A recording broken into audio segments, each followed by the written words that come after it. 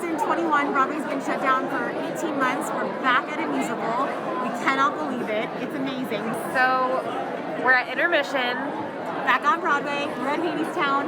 I just cried more than I've ever cried during a show. I cry a lot during shows, so it's not average for me. In 2021, we embarked upon compiling a record of what happened here, what happened to us over those 18 months since the stage doors closed. What we discovered is we led our industry out of the dark chasm of the global unknown. We moved and are moving beyond previously underrepresented times. We are expanding the industry to what it can and must become. We met the moment and took it on. In this episode, we both offer and celebrate our legacy. This is our love letter to the women in the business of Broadway.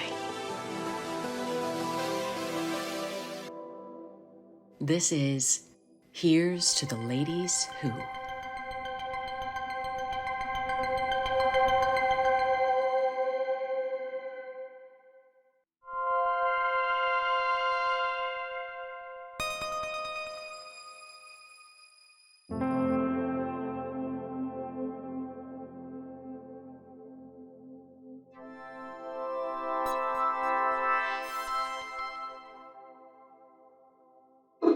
Do we really have time for my hopes for the industry? I think it's really important that we continue to move slowly and to think about, the a time that we were able to cherish with people and how effective we still were when we weren't killing ourselves in the work. I hope that we continue to build on positive changes in the industry, particularly in inclusion, and that we don't forget the lessons that we've all learned during this time. And in a day-to-day hope, I hope that we rebuild in a way that allows us all to maintain some aspects of a little work-life balance and find a way to carry that forward.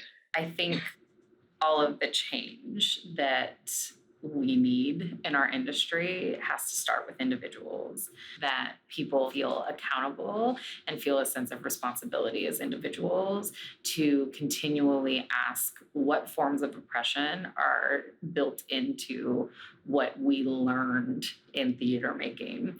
What are the harmful things that are second nature to us? While I'm absolutely not grateful for the time that we were shut down because it was so devastating from a personal level, from a nationwide level, world level, industry level, everything level, it was able to give me something that I'm not sure I would have been able to get otherwise.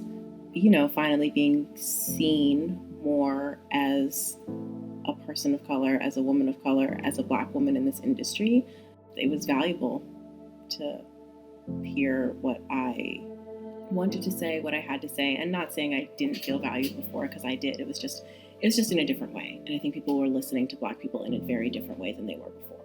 I think it's really important to see the individuals that are doing the specific work and not just the work itself. And I know the art is really important, and I love the art and I love the stories that we tell, but I also think it's so special to know who the people are telling those stories and making them possible. I think we're moving in the right direction. I hope we're moving in the right direction, and I'm excited to be kind of part of that group of people that gets to be here for this. Like, there's so many exciting things happening. It's the stories no one will ever tell about how this all came back, right? So there's the pandemic piece, but then there's also the racial awakening piece and the conversation about authenticity in the space. And that only has begun. Now we have to act on intention, and that has to go on. That has to be constantly renewed. And my hope is that we're back but we are a healthier, more grounded, more present, more human than we were before.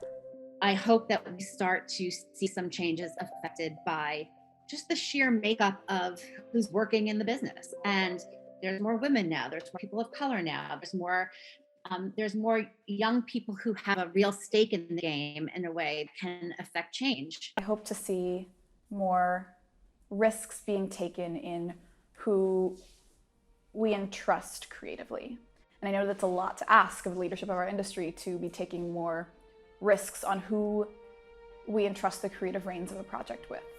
And yet, I think that some of the most exciting work being done, work that's on Broadway right now, work that's around the bend on Broadway, is being done by people who haven't really had the same access to creative reins at that level before this time. And so I hope to see a lot more of that. One of the things that draws me to the theater, I think draws many people to the theater, is big, bold things.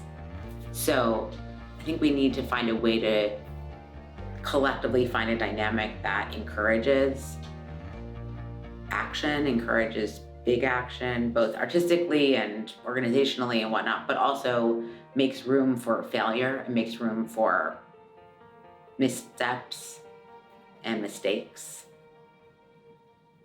Because I think we're generally a group of people that wants to do right by each other.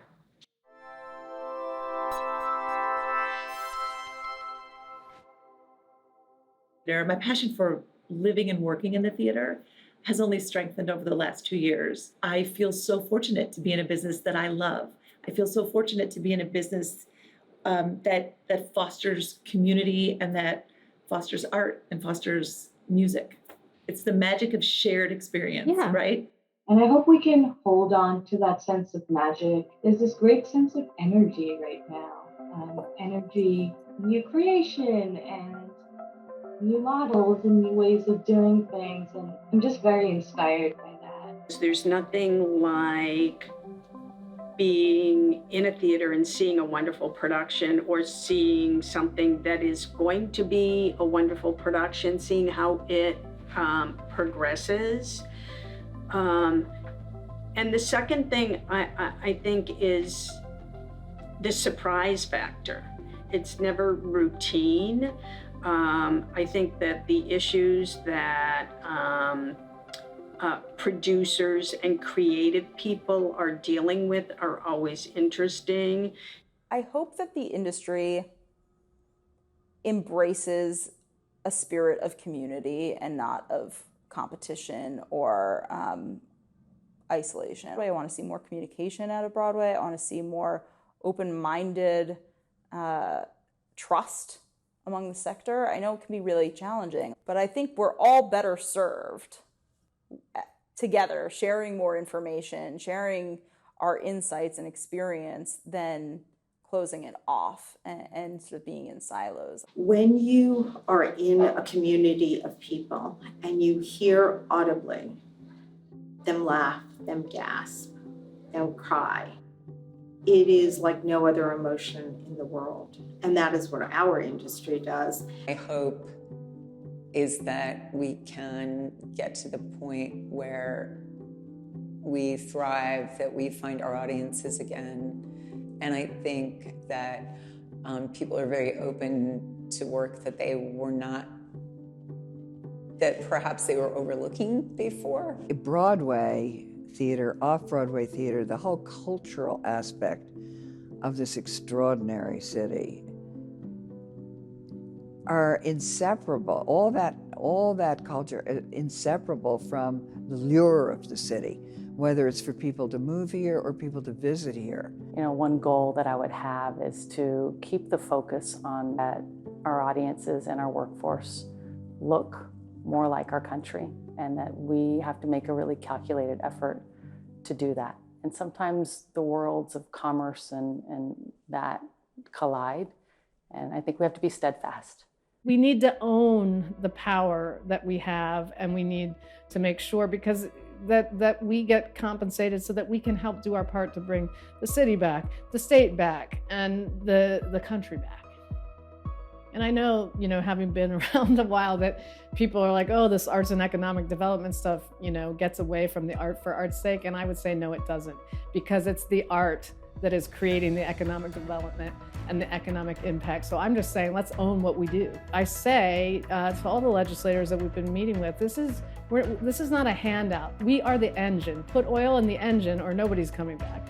Now, I can tell you about everything that theater does for us in many other ways, but plain and simple, the city is not coming back without theater economically. So people don't even have to care about theater. If they care about New York City, if they care about their economics, then that's what it is. I mean, it is the lifeblood of New York City. One of the reasons why I chose to move to New York and start as the executive director at Second Stage in the midst of a pandemic when everything else was shut down was because of the hope that I have for this industry. And so opening differently, opening with impact, opening with awareness, opening with respect. That level of growth, that level of impact that the art can have in our communities, that's what I'm looking forward to seeing more of. What was the first show you saw as we began to reunite in physical spaces? So the first show I saw was Hadestown, The Lion King. Chicago, Little Shop of Horrors, Merry Wives. Thoughts of a Colored Man. I was at reopening night of Waitress. Wicked. The Tony Awards. My first show back was Passover. Passover. I saw Passover on Broadway. Passover. My first show that I saw back was Passover, which I had helped create the block party.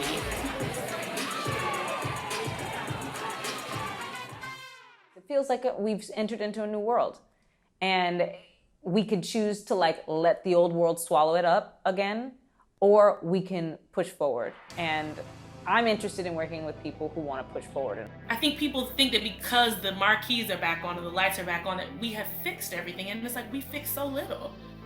The job is back, but we didn't fix the things.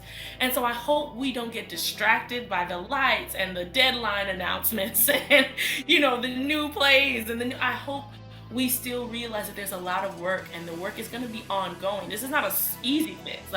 This thing is going to take years for us to really get back, not even get back, but to move forward into what we want this industry to look like in the future. My hope is that folks who are not caregivers, and especially folks who have decision-making power, have been inspired by this time to create multiple points of access for caregivers specifically, really become part of the artistic conversation of the baseline, that it's not the ceiling, it's the floor.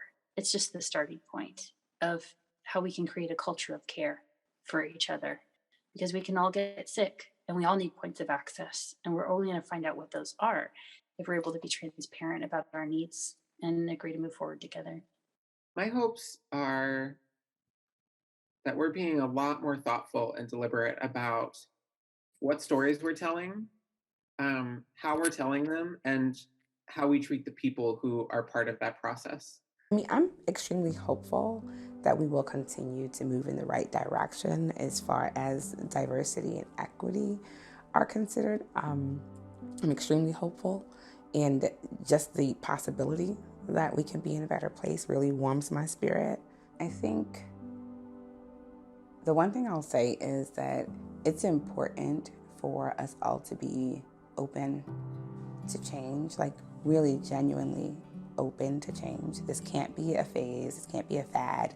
This has to be something that we are truly, truly, truly passionate about and dedicated to working on moving forward for years to come. We didn't get here overnight, and we won't get out of here overnight, but we have to be consistent in our efforts, and we've got to work together. Do you think we can do it? Absolutely, I do. It's such a thrill to be on the main stage with 4 first ladies of theater. But let's talk just a minute about what everybody's been through, because it's remarkable how stalwart, not just those you see on the stage, but everybody who makes that possible. And I'm also looking forward to the future.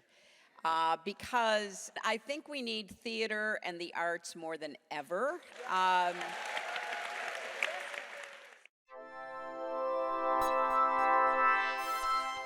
The entrepreneurial structure that we have actually grows out of the same impetus, which is to support people without acquiring them, if you know what I mean. I want to hire people who are incredibly talented and have creative drive and incentive of their own.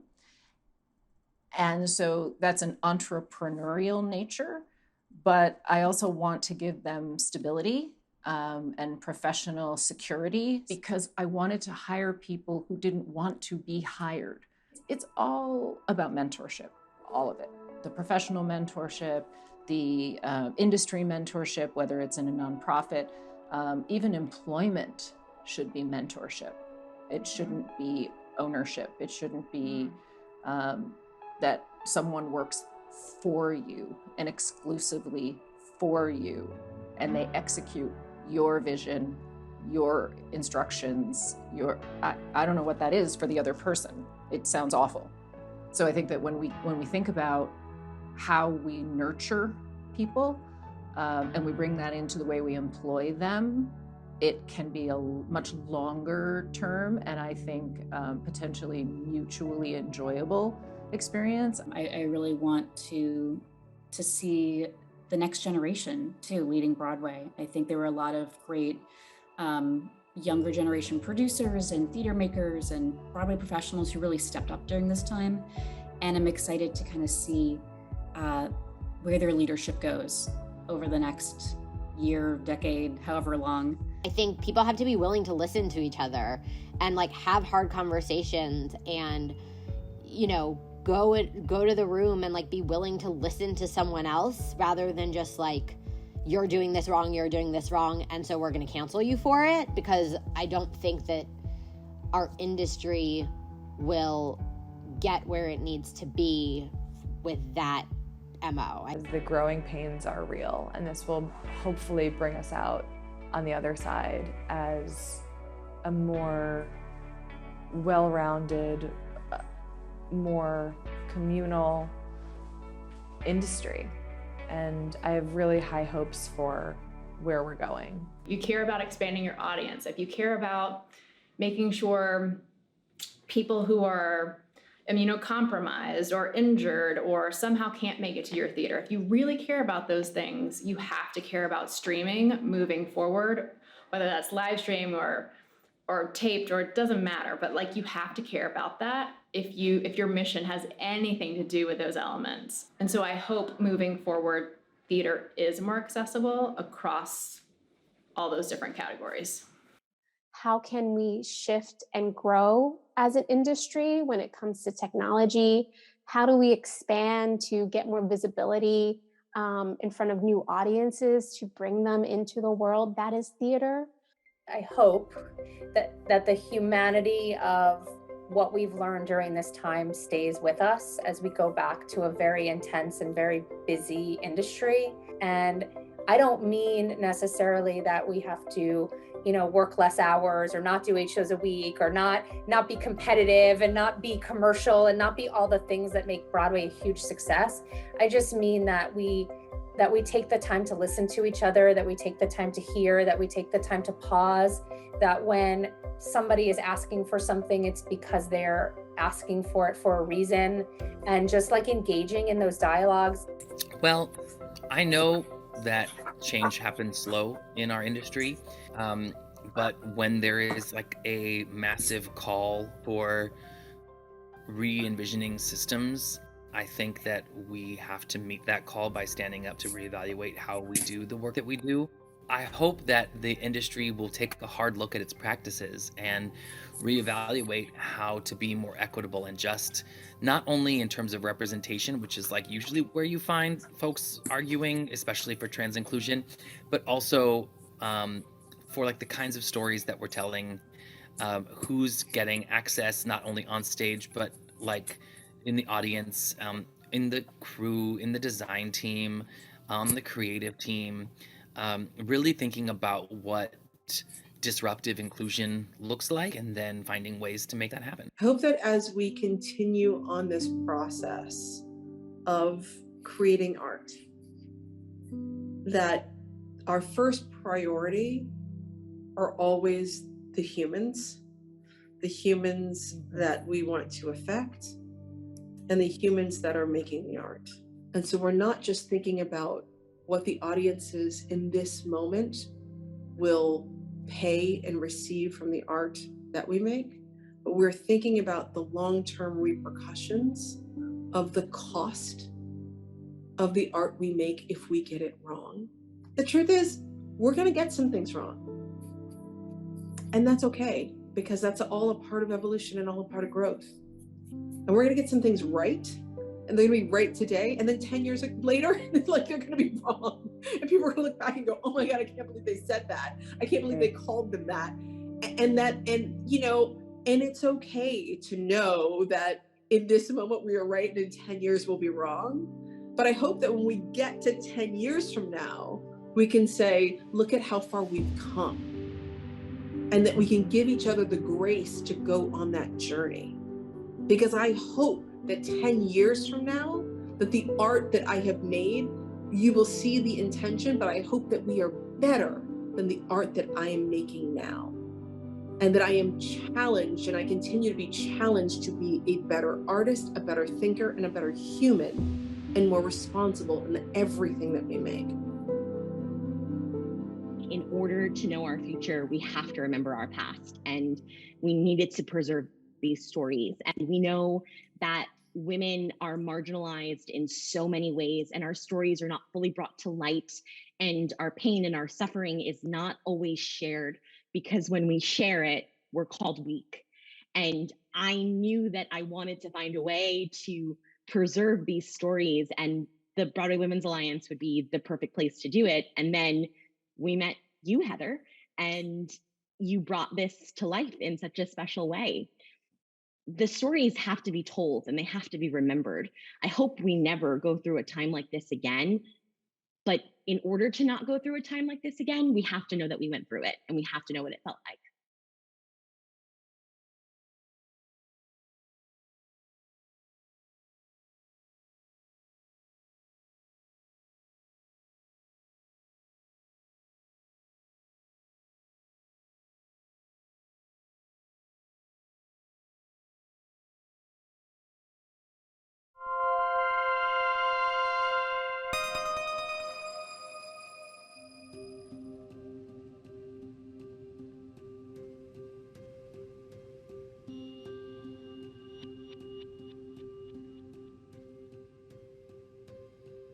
The best part about working on Broadway is that when you come to reopen a show, your other lady friends will be eating across the street and give you mozzarella sticks before you run into your big opening, and it saves the day because you were really hungry.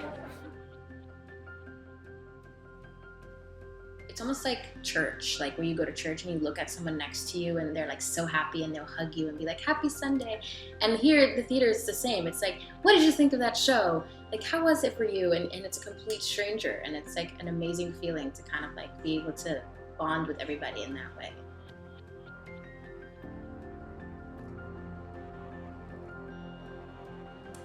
What inspires you about this business to keep you going in theater? Okay. Keep me going in theater. 3 words. Community,